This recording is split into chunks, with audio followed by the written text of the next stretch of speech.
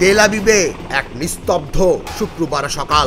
হঠাৎই নড়ে চড়ে বসে গোটা ইসরায়েলি নিরাপত্তা অঙ্গন।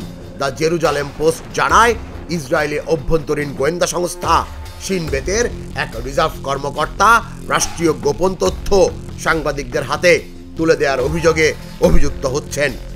অভিযোগ যত সামনে আসছে ততই ঘনিয়ে উঠছে এক রাজনৈতিক থ্রিলারের আবহ।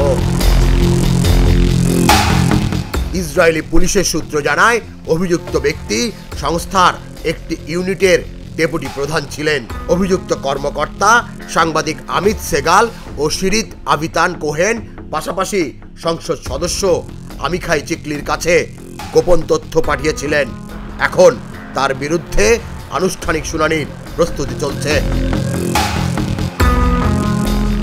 কিন্তু এখানেই গল্প ঘুরে যায়। চিকলি এই কর্মকর্তাকে হুইসেল ব্লোয়ার হিসেবে স্বীকৃতি দেওয়ার দাবি জানিয়ে বলেন, তিনি সত্য প্রকাশ করেছেন, রাষ্ট্রদ্রোহ নয়। তার দল লিকুদ পার্টি আরো এক ধাপ এগিয়ে অভিযোগ তোলে, রোনেনবারের নেতৃত্বে শিন বেত নাকি রাজনৈতিক স্বার্থে কাজ করছে। তাই ওই কর্মকর্তা বাধ্য হয়েছিলেন তথ্য প্রকাশে।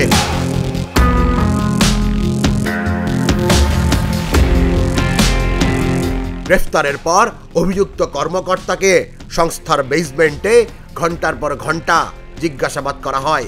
এদিকে প্রধানমন্ত্রী নেতানিয়াহু সরাসরি কিছু না বললেও লিকুদের বিবৃতি নিজ টুইটার অ্যাকাউন্টে রিটুইট করেছেন, যা কল্পনাকে আরও ঘনীভূত করে।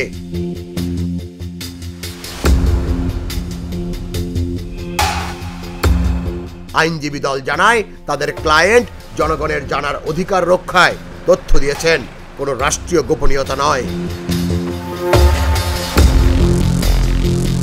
তবু প্রশ্ন থেকেই যায়, অভিযুক্ত গোয়েন্দা কর্মকর্তা কি সত্যি নায়ক নাকি ভিলেন?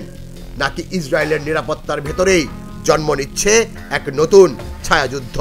একটি দেশের গোয়েন্দা সংস্থার অন্তরালে এমন বিস্ফোরক কেলেঙ্কারি, যার পরিণতি হয়তো শুধু আদালতেই নয়, বরং রাজনৈতিক মঞ্চেও ধাক্কা দেবে।